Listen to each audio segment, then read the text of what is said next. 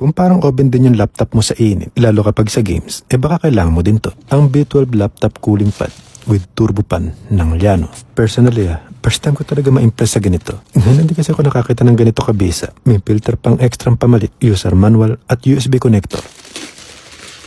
Tapos may kasama na din siyang power adapter. Ang nagustuhan ko pa nga dito, meron pa siyang ganitong pangharang sa laptop. 2 levels din ng height adjustment niya. May dust filter pa yung kanyang mismong pan. Meron din itong 3 USB port. Depende sa inyo kung saan nyo nagagamitin. Pwede sa kanya 15 to 21 inches na laptop. So kahit gaming laptop yung gamit mo, pwede. Meron din siyang RGB lights na pampaporma. Ang maganda na dito real-time ma-adjust yung speed niya. Hanggang 2,800 RPM.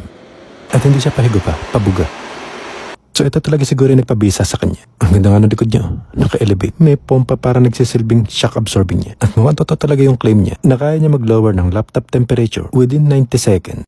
Ayun saglit lang yan. Bababa na. Boom! Kaya kung naka-gaming laptop ka at naglalag ka, dapat meron ka nito.